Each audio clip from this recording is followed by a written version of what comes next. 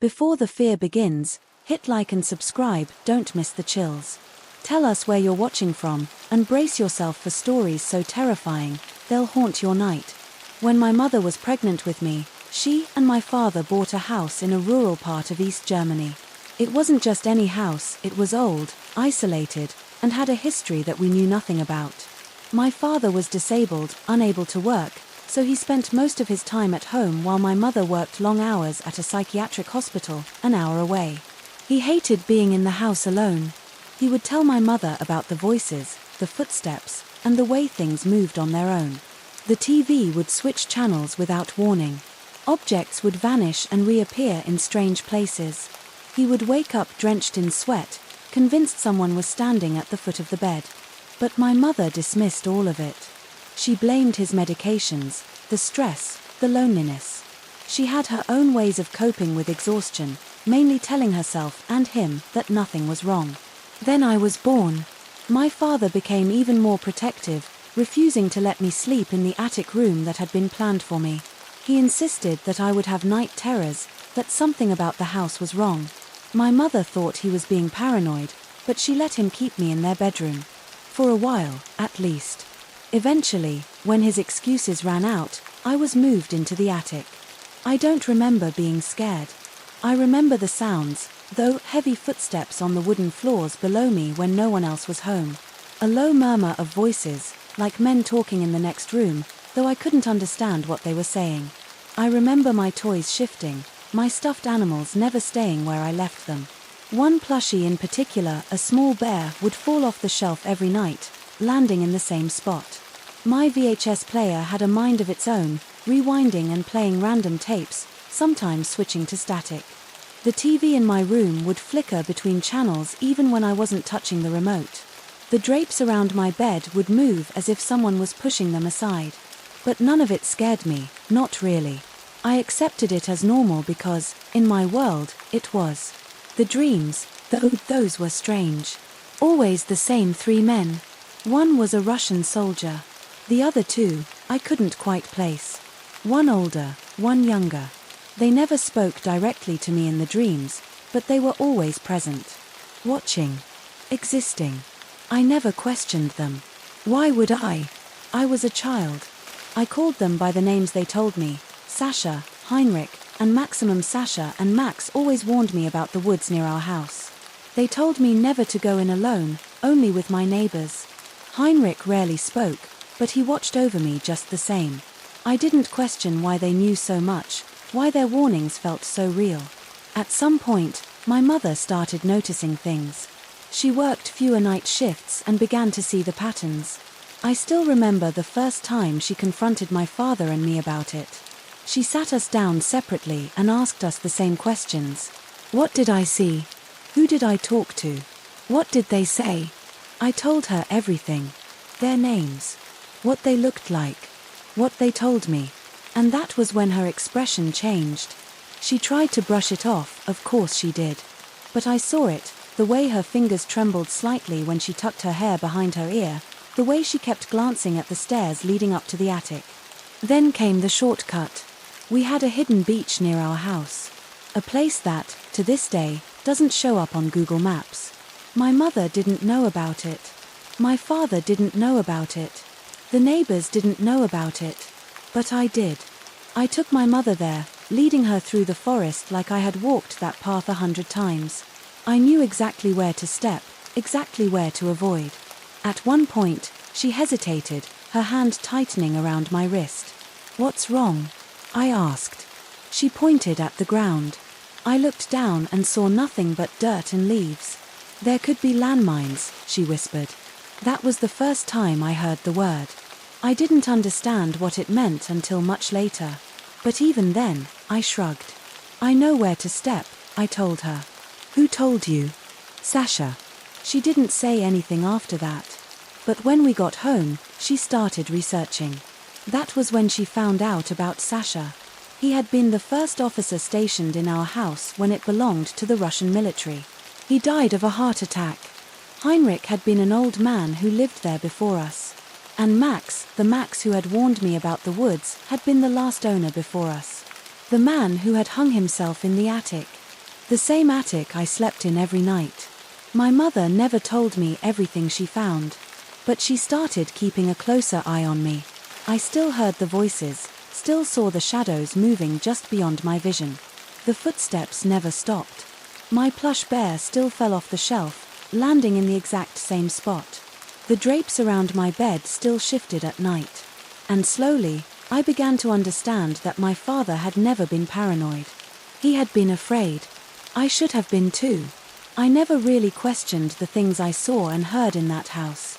Not when I was a child, not when I was older. It was just how things were. My father had always been paranoid about the place, and maybe some of that paranoia had seeped into me without my realizing it.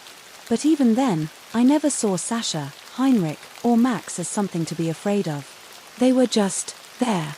It was my mother who first started digging into things after the incident in the forest. She never told me at the time, but I could tell something had shifted. She started watching me more closely, listening more carefully to the things I said. She started asking questions she had never asked before. How do you know these names? Where exactly do you hear them? Can you describe them to me again? I was a kid. I didn't think much of it. I just answered her questions the way any child would, simply, honestly, without really understanding why she was asking. Sasha is nice. He tells me where to walk. Heinrich is grumpy, but he talks to me sometimes. Max doesn't talk much, but he watches over me. My mother never reacted outwardly, but something in her expression had changed. It was as if she was storing every piece of information, locking it away for later. And later came sooner than I expected. One evening, she sat me down at the dinner table. It was just the two of us. My father had been in the hospital again. She was staring at her plate, barely eating, and I knew she had something on her mind. You said Max used to live here, she said carefully. I nodded. Yeah. Who told you that? Maximum. A long silence stretched between us. I kept eating, swinging my legs under the chair, not understanding why she looked so pale. Did Max ever tell you what happened to him? She asked. I shrugged. No. But he doesn't like the attic. He stays downstairs. I'll never forget the way my mother's hand tightened around her fork.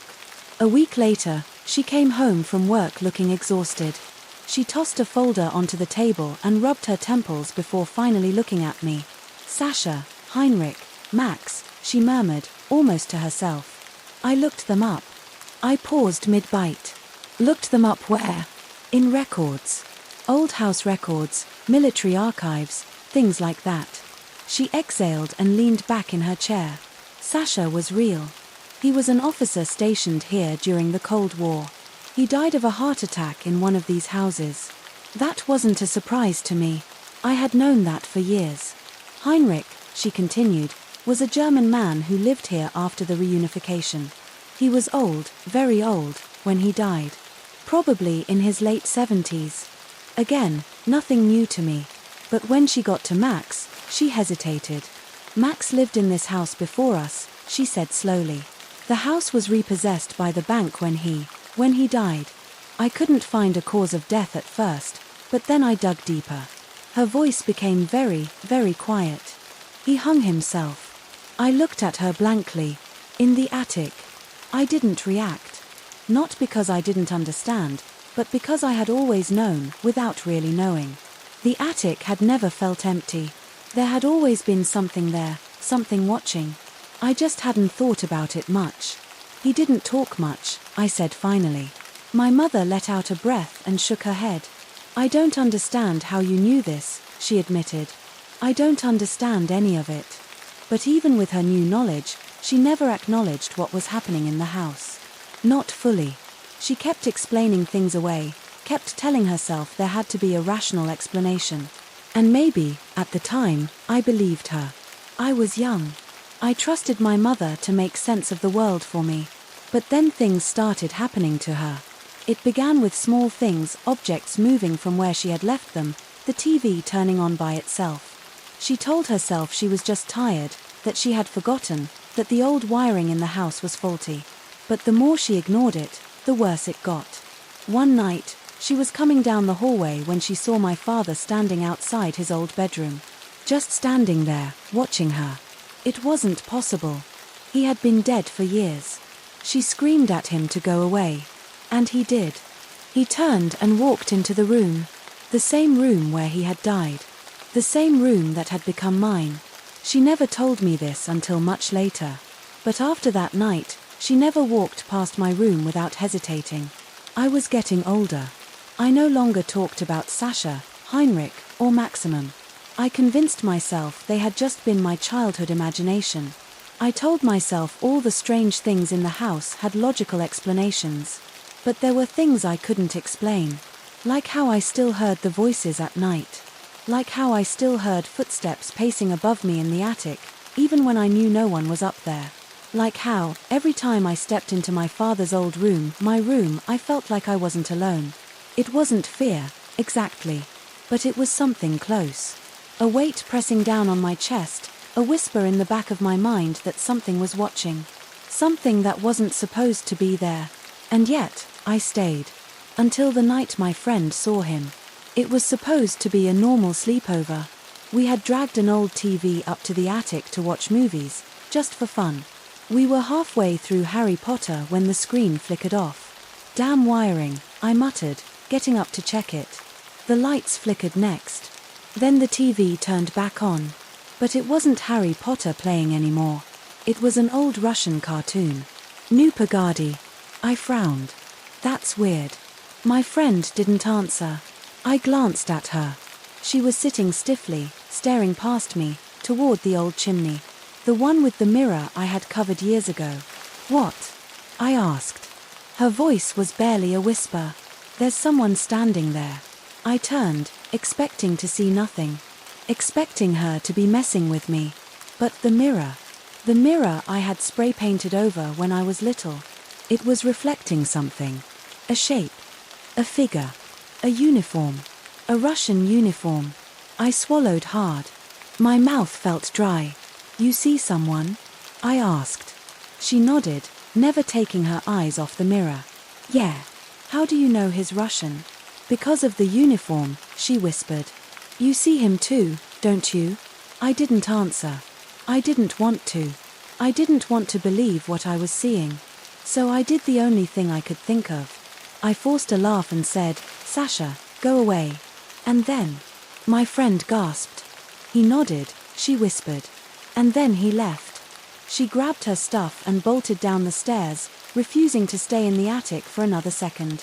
She spent the night outside, in a tent, too afraid to come back inside. And I sat there for a long time, staring at the mirror. How the hell had she seen my imaginary friend from when I was 4? I didn't talk about that night with my friend. Not at first. What was I supposed to say?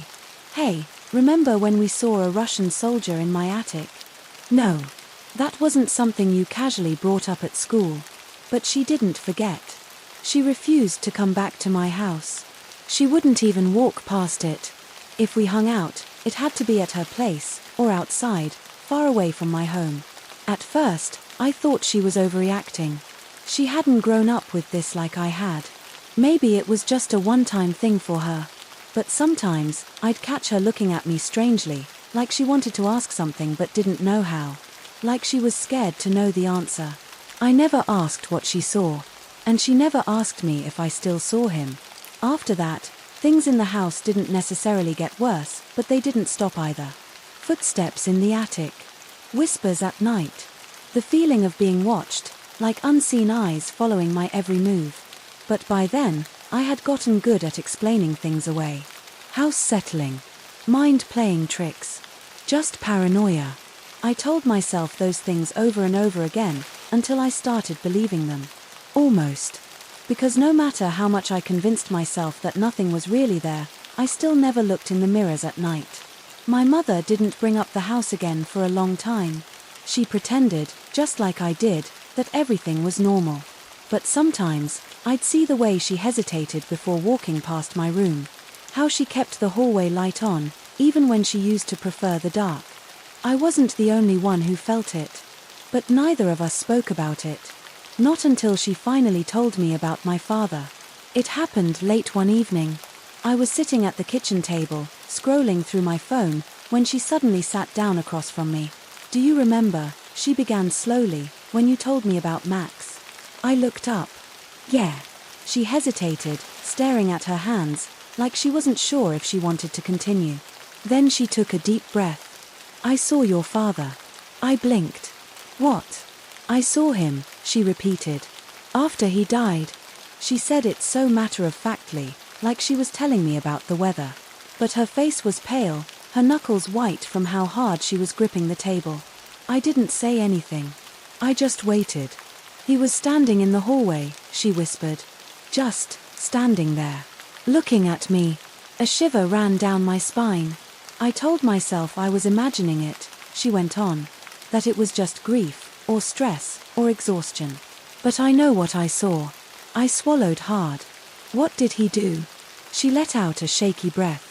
"He went back into his room." My room. The same room where he had died. I didn't realize I was gripping the edge of my seat until my fingers started aching. "I told him to go away," she said softly. And he did. A long silence stretched between us. Finally, I asked the question that had been sitting at the back of my mind for years. "Do you think the house is haunted?" She let out a humorless laugh. "I don't know.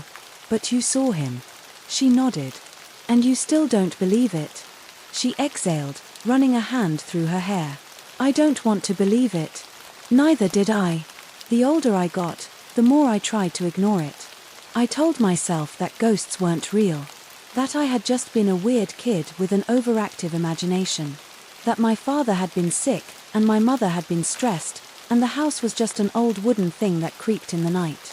But I could never shake the feeling that something wasn't right. Even when I moved out. Even when I visited less and less. Even when I told myself I had left it all behind. I still felt it. And every time I stepped into that house, I felt it even stronger. One day, my mother brought up the topic I had been dreading. "The house will be yours someday," she said, setting down her coffee. I stared at her. "What?" "When I'm gone," she said, "it'll be yours." I shook my head immediately. "No." She raised an eyebrow. "No. I don't want it." A long silence. Then, she sighed. "I don't either." We sat there for a while, neither of us speaking. Then she looked at me and said, "You still hear them, don't you?" I didn't answer. I didn't have to. I wish I could say that I had some grand revelation. That I uncovered some dark secret that explained everything. That I found some closure. But I didn't. The house remains the same. The attic still feels heavy. The footsteps still echo at night. The voices still whisper in the dark. And I refuse to stay there any longer than I have to. I don't know what Sasha, Heinrich, and Max wanted from me. I don't know why they were there, or why they warned me about the woods, or why they stared at my friend. I don't know why my father still lingers in that hallway. And I don't want to know. Because some things are better left alone. And once that house is mine, it's going straight back to the bank. Story number 2. We had only been in the new house for a few days. The scent of fresh paint still clung to the walls, the floors still creaked in ways I hadn't memorized yet, and the silence of the neighborhood was something I wasn't used to. It was different from our old apartment, the kind of quiet that settled into your bones. It was supposed to be a fresh start. A quiet place for our daughter to grow up. She was only 3 months old, so she didn't care much about the house itself. As long as she was fed, warm, and held close, she was content. I envied that kind of simplicity, because from the very first night, I had a feeling. Not fear, exactly, more like an itch at the back of my mind, something just off enough to keep me from fully relaxing. Maybe it was just exhaustion. I barely remembered what a full night's sleep felt like. My husband, Jake, tried to help, but with his job picking up, most nights it was just me, awake at odd hours, keeping an eye on the baby monitor while trying to get things done around the house. That night was no different. Jake had gone to bed early, and after finally getting our daughter down, I stayed up to clean. The baby monitor sat on the counter, its soft static filling the quiet room as I moved around, wiping down the kitchen and putting away dishes. Every now and then, I'd glance at the screen, reassured by the sight of my daughter's tiny chest rising and falling in the dim glow of the night vision camera. And then, through the static, I heard it. A voice. Soft, barely above a whisper. "Sure, go back to sleep, baby." My hands froze. The words were so clear, so gentle, that for half a second, my brain tried to rationalize it. Maybe I had whispered it without realizing. Maybe I had left something playing on my phone. But no, there was no music, no TV. Just me and the quiet hum of the baby monitor. I stared at the screen, my breath caught in my throat. My daughter lay still in her crib, her tiny body relaxed in sleep. Alone. I grabbed the monitor with both hands, scanning every inch of the grainy image, expecting, dreading, to see a shadow in the corner, a figure standing over her. Nothing. But the voice had been real. I knew it had. A sick, cold feeling settled into my stomach as I ran upstairs. The nursery door was closed just as I had left it. I hesitated for only a second before pushing it open, my heart pounding. Everything was exactly the same. The crib. The rocking chair. The soft pink blanket draped over the edge. Empty. I stepped inside slowly, the floorboards creaking beneath my weight. The air was still, untouched. The only sound was my daughter's soft breathing. I leaned over the crib, searching her face for any sign of distress. But she was peaceful, as if nothing had happened. As if I had imagined the whole thing. I reached out and placed a hand on her chest, feeling the gentle rhythm of her breath. My fingers trembled slightly. I stood there for a long time, longer than I needed to, listening. Nothing. No voice. No movement. Just silence. Finally, I backed away and sat in the rocking chair, my eyes fixed on her tiny form. I stayed there until exhaustion won over fear, forcing me to crawl back to bed. I told myself it was a fluke. Some weird interference from the monitor. Maybe a neighbor's baby monitor crossed signals with ours. That had to be it. Because the alternative... I didn't want to think about the alternative. The next few nights were normal. Normal in the way that new motherhood was full of sleepless hours, diaper changes, and the constant worry of is she too hot? Too cold? Is she breathing? But nothing else. No voices. No whispers. I let myself relax. Until it happened again. It was a little past midnight. I had just finished feeding her and was settling her back into her crib when I heard it. Not from the monitor this time. In the room. Humming. Faint, almost distant, but unmistakable. A woman's voice. A soft lullaby, just barely audible. The kind a mother would sing to her child. I went completely still, my breath catching in my throat. The room was dimly lit by the glow of the nightlight, casting soft shadows across the walls. I turned my head slowly, my skin prickling with cold. Nothing. I was alone. The humming stopped as suddenly as it had started. For a long time, I just stood there, frozen. Then I did the only thing I could think of. I picked up my daughter and walked out of the room. By morning, I had convinced myself I was losing it. Sleep deprivation did strange things to the mind. Maybe I had imagined it. Maybe I had wanted to hear something, my overtired brain playing tricks on me. Still, I told Jake about it over breakfast. He listened, eyebrows raised, but I could already see the logical explanation forming behind his eyes. Could have been from outside, he suggested. Sound carries weirdly at night. I nodded, pretending to agree. But I knew the sound had come from inside. Right next to me. The final straw came a few days later. It was around 3 a.m., one of those nights where the exhaustion was bone deep. I had just put our daughter back down and was about to crawl into bed when something made me stop in the doorway. The rocking chair. Moving. Not wildly. Not like in some horror movie. Just slightly. Back and forth. As if someone had just gotten up. I stood there, my skin crawling, watching the slow, rhythmic motion of the chair. A draft, I told myself. An open window. Except the windows were closed. I took a shaky step forward, my breath tight in my chest. The chair stopped. The air in the room felt wrong. Heavy. And then, a shift. A feeling, impossible to describe, like the very space around me had changed. like I wasn't alone. I turned and left without looking back. I didn't hear the voice again after that. The chair never moved on its own again. The humming stopped. But the feeling? That never left. Even now, when I check on my daughter at night, there are moments, just for a second, where the air feels heavy. Where my skin prickles for no reason. Like someone is still there, watching.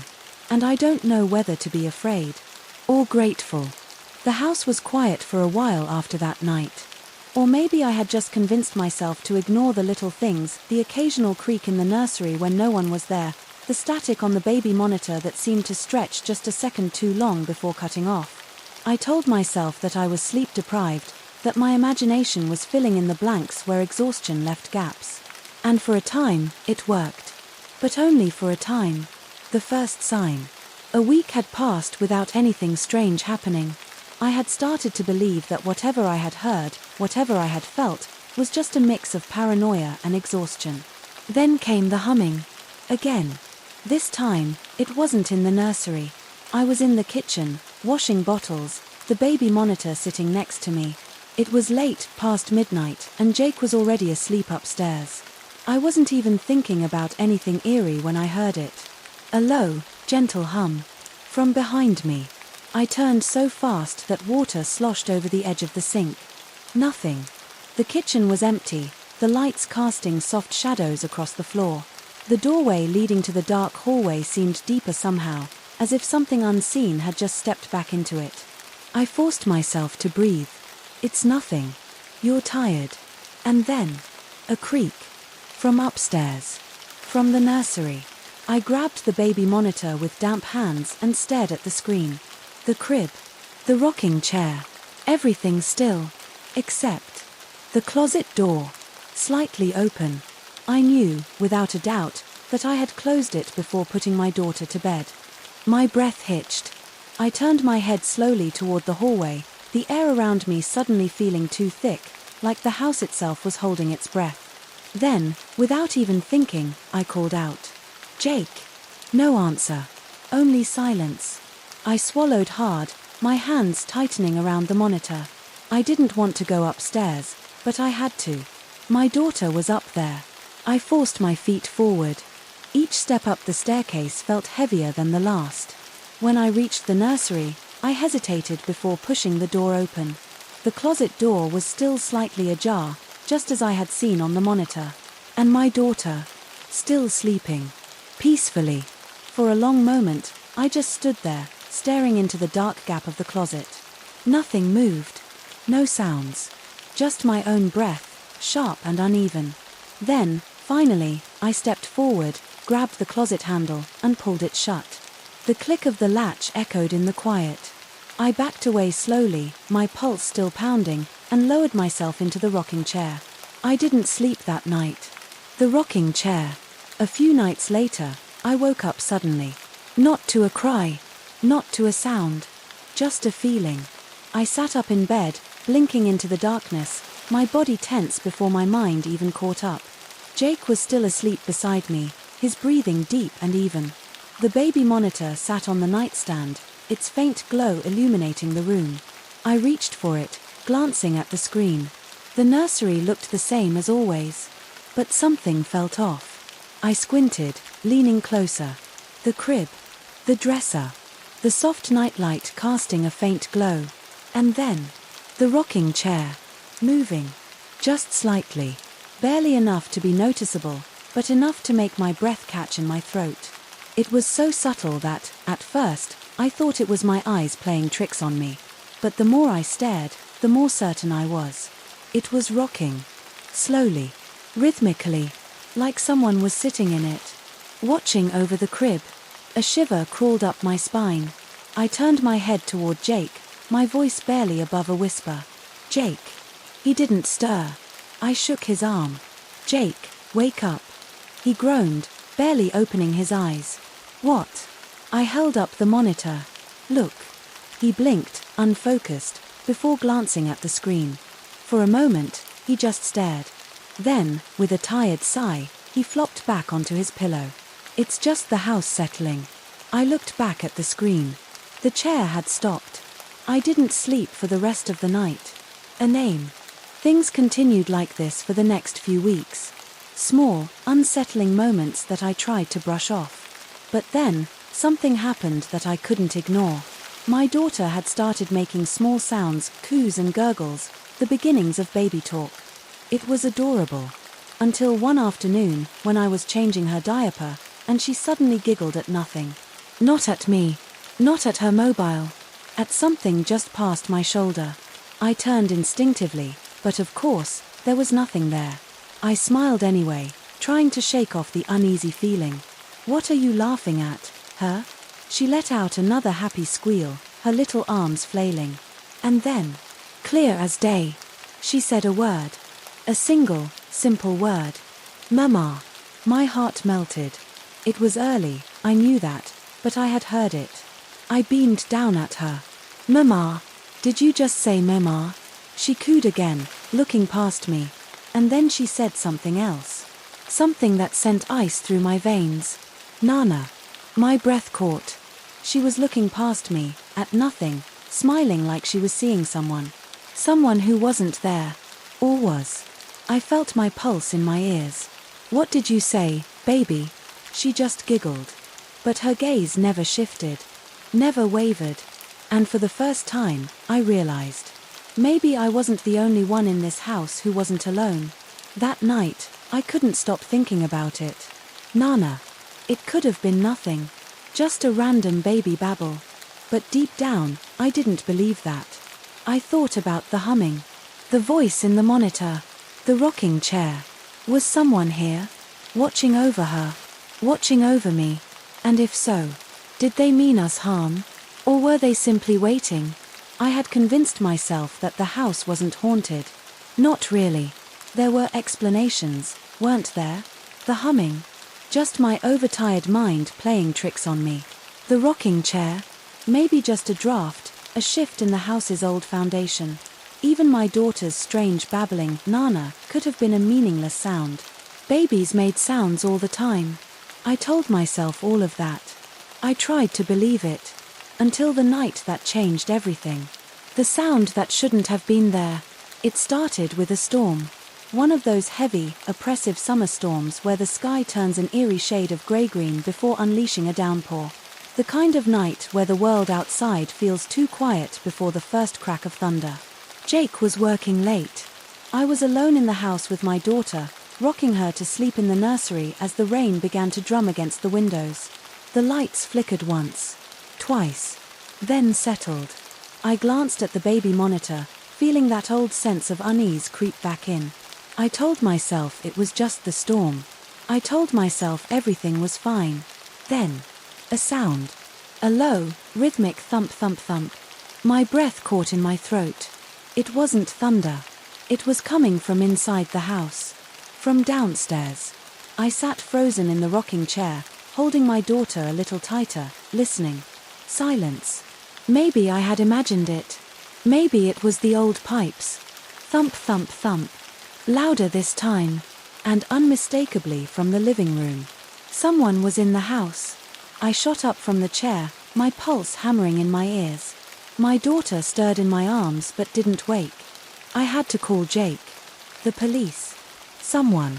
I grabbed my phone from the changing table, my fingers shaking as I unlocked it. No service. I stared at the screen, disbelief twisting into panic. The storm. The interference. Of course. Thump thump thump. Closer now. Moving toward the stairs. I backed up, my heartbeat so loud I could barely hear the rain. Then, the baby monitor crackled. Static. And through it, a voice. A woman's voice. Soft. Gentle. Sure, go back to sleep, baby. I gasped, nearly dropping the monitor. I turned toward the crib. Empty. My daughter was still in my arms. I wasn't looking at the screen. I couldn't. Because I knew what I would see. Someone. Standing in the nursery. But I didn't look. I couldn't. Instead, I did the only thing I could think of. I ran. The shadows in the hallway. I clutched my daughter tightly, bolting down the hallway toward our bedroom. The door was already open. as if someone had been waiting for me. The air inside felt wrong, thick, heavy, suffocating. But I had nowhere else to go. I slammed the door shut behind me and locked it. Then I turned the monitor away so I wouldn't have to see what was on the screen.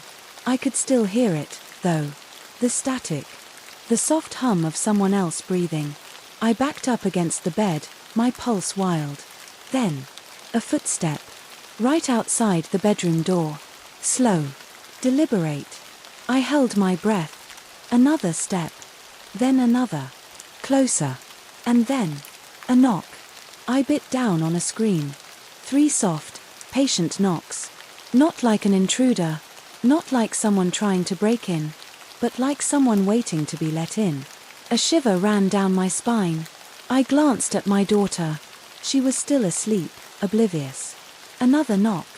Then, finally, a voice. The same voice from the baby monitor. The one that had whispered in the static. But now, it was right outside my door. Let me in. The figure in the hallway. I didn't move. Didn't breathe. Then, the doorknob twisted. Slowly. Testing. I clutched my daughter tighter, my mind screaming for Jake, for the police, for anyone. The door stayed shut. But the air in the room grew colder. Then, the baby monitor crackled again. And this time, I made the mistake of looking. The screen showed the hallway outside the nursery. A figure stood there. Tall. Shadowed. But I could see the outline of her. A woman. Head slightly tilted. Watching. She didn't move. Didn't blink.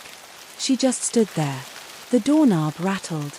And then, she spoke again. "You shouldn't have come here." The monitor went black. The doorknob stilled. Silence. I stayed pressed against the bed for what felt like an eternity. The house was quiet. The storm still raged outside, but inside, nothing. Minutes passed. Or maybe hours. I couldn't move. I didn't dare. Then, footsteps. But not toward me. Away. Down the hallway. Toward the nursery. The floorboards creaked once. And then, nothing. The house went silent. And somehow, that was worse. The next morning, I must have passed out at some point. When I woke up, the room was filled with grey morning light. My daughter stirred in my arms, stretching with a soft sigh. For a moment, everything felt normal. Like maybe, just maybe, it had all been a dream. Then I looked at the baby monitor. It was still off. Drained of power. I slowly stood up, my legs trembling, and reached for the doorknob. It was ice cold. I took a deep breath and turned it. The hallway was empty. I forced myself to walk toward the nursery. The rocking chair sat still. The crib was untouched. The closet door, slightly ajar, but I didn't open it. I didn't want to know. Didn't need to. Because deep down, I already knew. We weren't alone in this house. And whoever, or whatever, was here, didn't want us to leave. But we would. That very day, I packed our bags, called Jake, and we left that house without looking back. The final discovery. Months passed. We never spoke about what happened that night. Jake never truly believed me. He thought it was exhaustion, stress. But I knew better. One day, out of curiosity, or maybe stupidity, I looked up the history of the house. It had belonged to an older woman before us. She had lived there alone for years after losing her daughter. Her name? Anna. Or as my daughter had said it, Nana. She had died in the house. Alone. Forgotten. And maybe, just maybe, she had been looking for someone to care for. Someone to keep. We never went back. And to this day, I still hear the whisper in my dreams. Sure, go back to sleep, baby. Story number 3. The mirror was never supposed to be found. It was hidden away in the attic, covered in dust, buried beneath old sheets, forgotten on purpose. But I uncovered it. And the moment I did, it saw me. At first, it was just a feeling. A flicker in the glass, a whisper I could almost hear beneath the sound of the rain. But then, my reflection started to change. It lingered too long. It smiled when I didn't. And now,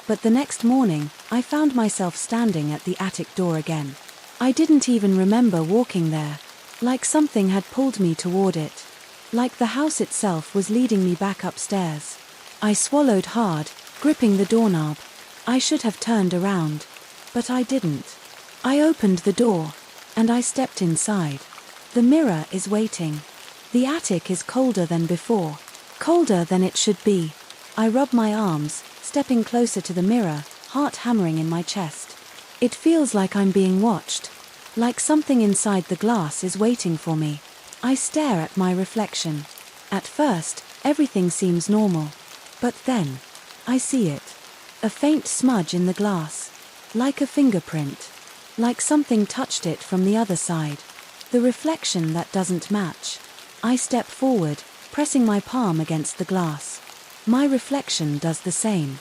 At first, it moves with me, perfectly in sync. Then, it doesn't. I lower my hand. My reflection keeps its palm against the glass. Still pressed there. Like it doesn't want to let go. I stumble back, my chest tightening. And as I do, for the briefest second, my reflection smiles. But I'm not smiling. The whispering gets louder. That night, the whispers return. Not from the attic this time. From my bedroom mirror. I wake up to the sound of something moving. I sit up, heart pounding, my eyes adjusting to the darkness. And then I see it. A shadow, shifting behind the glass. Not outside. Inside. The whispering grows louder. I don't understand the words. But I know one thing. It's speaking to me. Or maybe, it's speaking as me. Objects start to move. The next day, things are different. The attic door is open, even though I locked it. The mirror is clean now. No dust. No fingerprints. Like someone wiped it down in the night. I check my phone. There's a note in my own handwriting. But I don't remember writing it. It's just 3 words. Come look again. Something is watching from inside the mirror. I don't want to go back. But I have to. The attic feels even colder now. The mirror stands exactly where I left it, but it doesn't feel the same. It feels closer. I don't know how to explain it.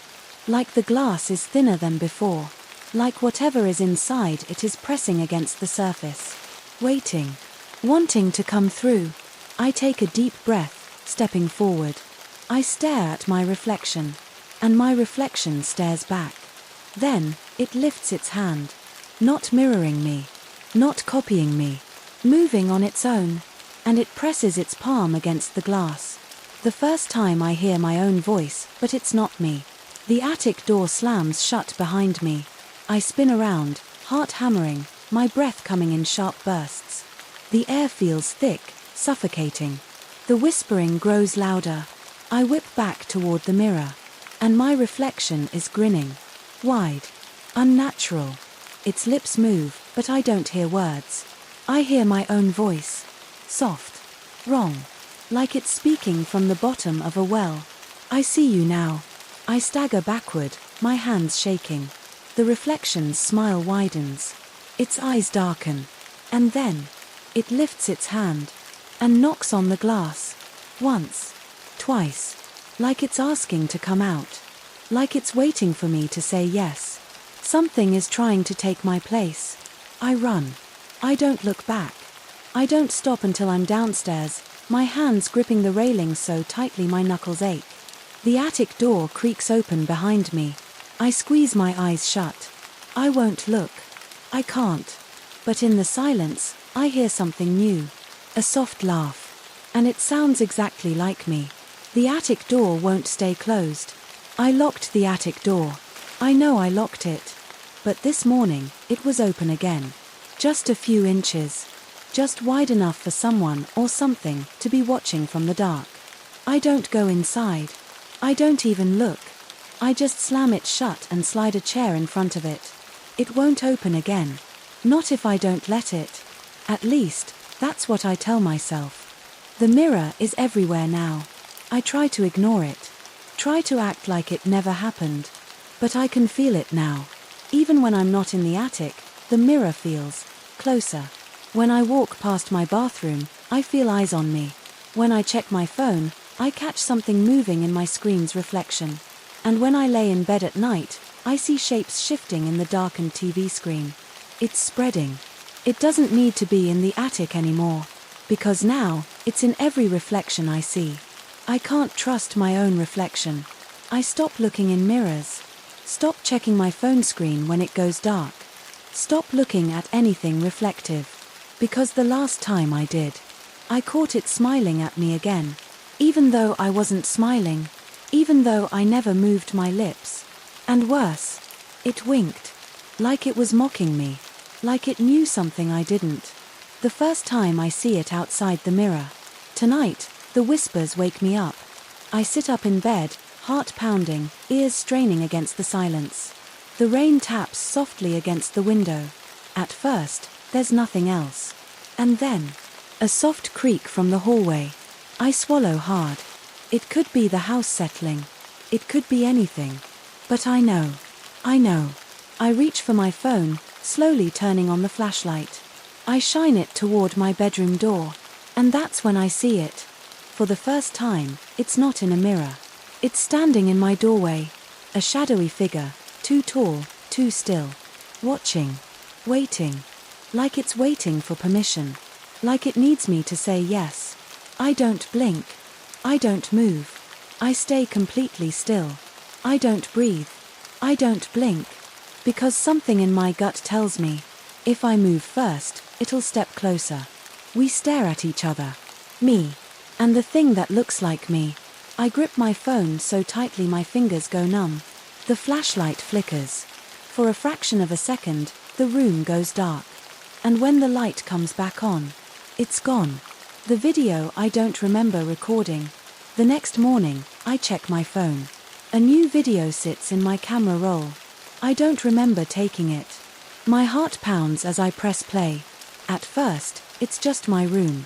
The dim glow of my bedside lamp. The sound of the rain outside. And then, movement. Something steps into the frame. Not me, but it. Standing at the foot of my bed. Watching me while I sleep. Then, slowly, it lifts my phone. Bringing the camera closer. Filming itself. A perfect copy of me. And just before the video ends, it looks into the lens and whispers something. Something I can barely hear. Almost ready. The reflection speaks to me again. I run to the bathroom, flipping on the light. I grip the sink, forcing myself to stare into the mirror. I don't care if it moves. I don't care if it smiles again. I just want answers. What do you want? I whisper. The reflection tilts its head. Not in mockery this time. In consideration. Like it's thinking. Like it's deciding if it should tell me the truth. Then, slowly, its lips part. And in my own voice, it says, to trade places. It's not just watching, it's becoming me. A cold wave of dread washes over me. My mouth goes dry. No, I whisper. The reflection's eyes darken. Yes. The room feels smaller. The air heavier. Like I'm standing too close to something I can't see. You let me in, it whispers. Every time you looked. I shake my head. You're not real. The reflection smiles. Then why am I getting stronger? And with those words, the mirror cracks. Not a single fracture. Not shattered glass. A spreading web of black veins, slithering through the reflection like ink. Like something alive. Something breaking through. I stumble backward. And behind me, I hear something step forward. The final warning. I run. I don't stop. I grab my keys, my phone, my bag, anything I can carry, and I leave. I don't care that it's the middle of the night. I don't care that I don't know where I'm going. I just drive. The rain follows me. Soft. Gentle. Like it's whispering a goodbye. Or maybe, a warning. Because when I check my phone again, there's a new text. No number. Just 2 words. Almost there. The rain won't let me leave. I drove for hours.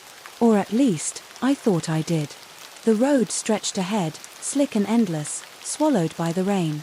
But no matter how far I went, I always ended up back here, back at the house, back at the attic door, back at the mirror.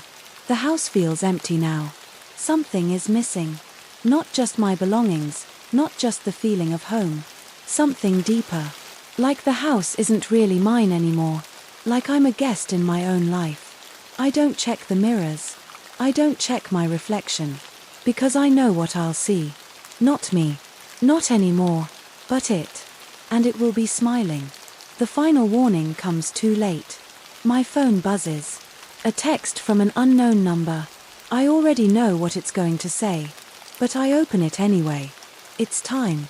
I drop the phone. The attic door creaks open. And this time, I don't run. Because I know there's nowhere left to go. The mirror is waiting for me. The attic is colder than before. The air still, expectant. The mirror stands in the center of the room now, waiting. Not against the wall. Not covered in dust. Waiting. The surface isn't glass anymore. It's dark water. Shifting, rippling. And something is moving inside it. Something with my face. The reflection reaches for me. I don't move. I don't breathe. The reflection steps forward. But it doesn't step out. Not yet. It lifts its hand. And this time, I don't stop myself. I lift mine too. Closer. Closer. The glass is cold. Too cold. Like touching the surface of a frozen lake. A lake I know I'm about to fall into. And then, it grabs me. The mirror pulls me in. It happens too fast.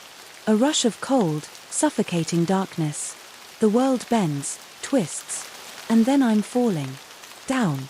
Down. Into the glass. Into the other side. I am trapped inside the mirror. The attic is gone. The house is gone. I stand in a place that isn't real. A perfect, hollow copy of my world. But wrong. Empty. Silent. Except for one thing. Footsteps. Soft, slow. Coming from the other side of the glass. I turn. And there I am. Standing in my old world. Looking back at me. Smiling. It took my place. I slam my fists against the glass. I scream. I beg. But the reflection only watches. Calm. Satisfied. Because now, it is me. And I am just a memory. Just another whisper inside the mirror. The reflection walks away. It turns. Walks toward the attic door. Walks toward my life. I pound against the glass, my screams silent, swallowed by the empty space around me. Don't. I try to shout. Don't leave me here. But it doesn't look back. It doesn't need to. Because it knows. It knows I can never leave. Not now. Not ever. The last thing I see. Before the mirror goes dark, before I am left in endless, inescapable silence. I see something in the glass. Other faces. Other reflections. Trapped. Watching. Screaming. And I realize. I was never the first. And I won't be the last. The rain stops. Outside, in my old world, the rain finally stops. The air is clear. Fresh. The house is warm again. And the new me, the one that isn't me, smiles into the mirror one last time. Before turning away. Before living my life. Before forgetting I ever existed. The mirror pulls me in, but I fight back. The cold closes around me. A rushing void, silent, endless. I feel myself being dragged down into the mirror, my body sinking into the darkness like I'm drowning in black water. I can see it. The other side. A world without sound. Without escape. A place filled with whispers and shadows. A place I won't return from. And standing above me, looking down through the surface, is me. The other me. The thing that wants to take my place. It watches me sink, calm, patient, victorious. But I'm not giving up. Not yet. Not ever. The mirror isn't just a prison, it's alive. I claw at the glass, my fingers slipping against the surface. It's thick, heavy, alive. The deeper I go, the more I can feel it. The other souls. The ones who came before me. Whispering. Begging. Some have been here so long they don't even remember their own names. I see their faces in the swirling darkness. Some are twisted in silent screams. Some just stare, empty. And I realize, the mirror doesn't just steal people. It feeds on them. And now, it's trying to consume me too. I will not become a whisper. The moment I accept that truth, something inside me snaps. A fire burns through my chest. I refuse to be trapped here. I refuse to be forgotten. The thing wearing my face is already turning away. Walking toward the attic door. Walking toward my life. No, I won't let it. I strike the glass from the inside. I twist, forcing myself upward. The darkness pushes back, dragging me down, but I fight. I claw my way up toward the barrier between this place and my world. The glass ripples beneath my touch. Like liquid. Like it can be broken. And then, I slam my fist against it. Once. Twice. The whispers rise into screams. The glass shudders. And for the first time, I hear the reflection speak. No, not as a whisper, not as an echo, but in my voice.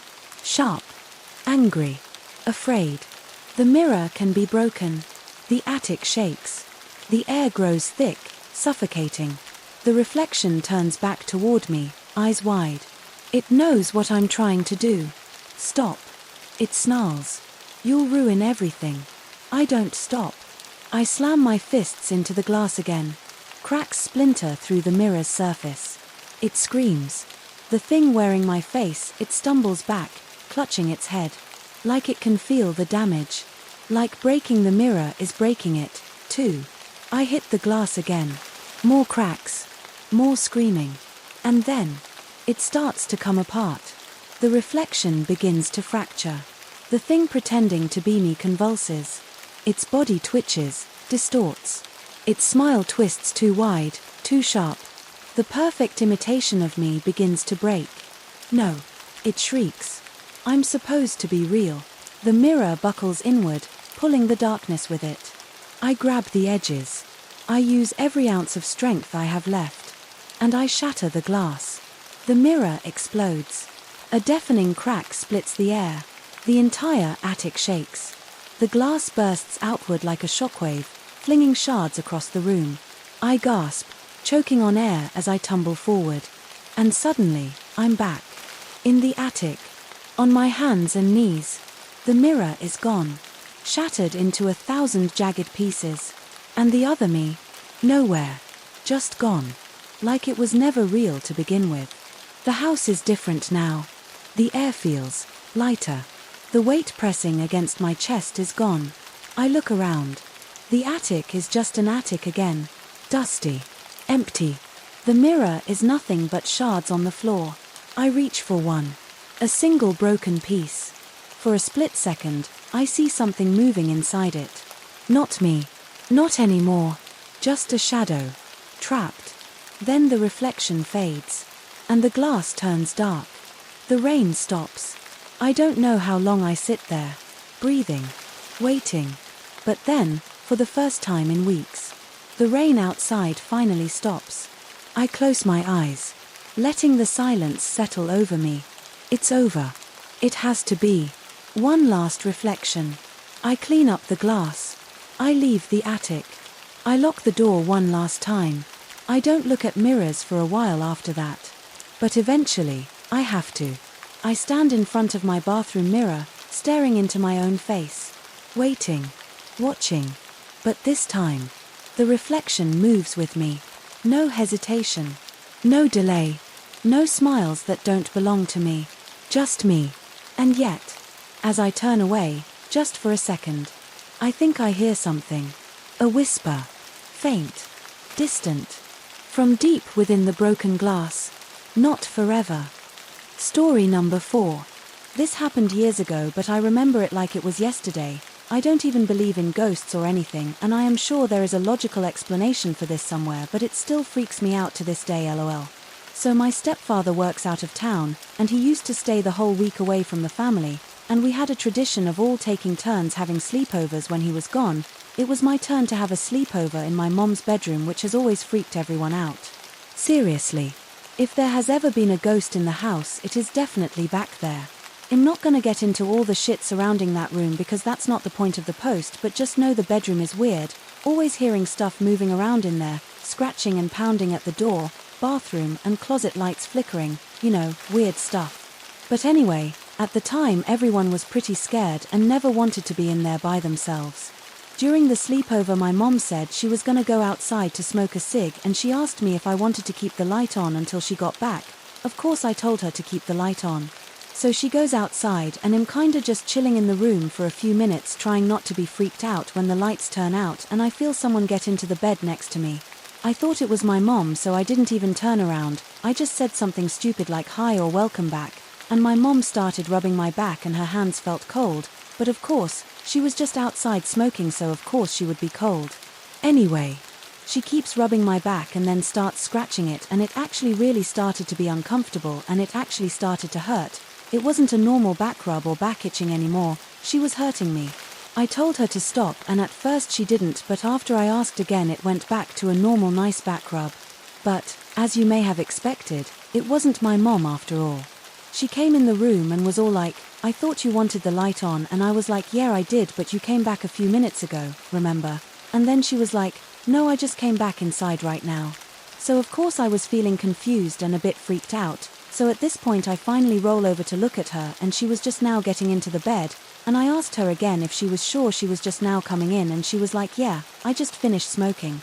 Which I thought was weird, because then who was hurting my back, lol. So I thought maybe I imagined the whole thing, and asked my mom if she can shine her phone's flashlight on my back because it felt itchy, and when she looked at it she said it was all red with scratch marks, and she joked about me being flexible. LOL. So anyway, yeah, sorry if this was long and also boring stupid, I just still think of this literal years later and I'm like, yeah, what was that all about? I've never had too many experiences I could deem creepy in my life. Honestly, I live a pretty mundane but fun life. However, I had an experience with an old acquaintance from school that kept me pretty paranoid for a good bit of my childhood years. I won't give anyone the real names of these people, so I'll just call the girl in this story Jess.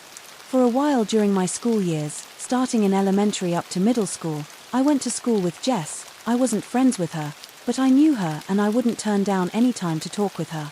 She was always very odd in the way she presented herself.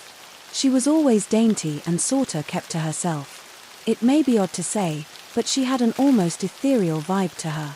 Blue eyes, complete albino white hair, and was always soft-spoken.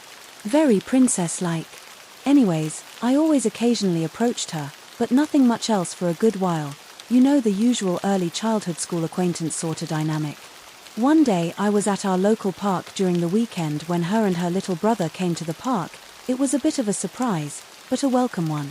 I played the usual park games with them, caught up, and in general just had a good time. Eventually, we ended up playing hide and seek. I was the seeker if I remember well. I found her little brother, and we eventually found her at the top of the slide. Our town's park used to have a giant frog slide where you could sit on a platform on the top and go down 3 different slides. We found her, and as she ran up the ladder when we caught her going down the other end, her tone shifted, like completely shifted. She had an unnerving stern expression, a stark contrast to how she was acting before. She then, without warning, said, "I'm going to kill you," to me. Seeing her have this sudden change and verbal threat towards me genuinely scared me and made me feel like I did something horribly wrong. I ran to hide somewhere in the park for what felt like half an hour. Soon enough, she eventually confronted me and came clean. She apologized and revealed to me what she had apparently been keeping from me. She revealed to me that she was actually a vampire. No, I'm not making this up. She told me straight up that she was actually a vampire and was keeping it secret from everyone to not reveal the truth. This is where I need to bring up a crucial detail about this girl. For all of my time knowing her, she genuinely wholeheartedly believed she was a vampire. To this day, I don't believe this was some sort of screwing with people for shits and giggles. She genuinely believed it, eventually told the truth to one of my close friends, went into disturbing detail about what she didn't during the night, and constantly made sure I didn't tell anyone.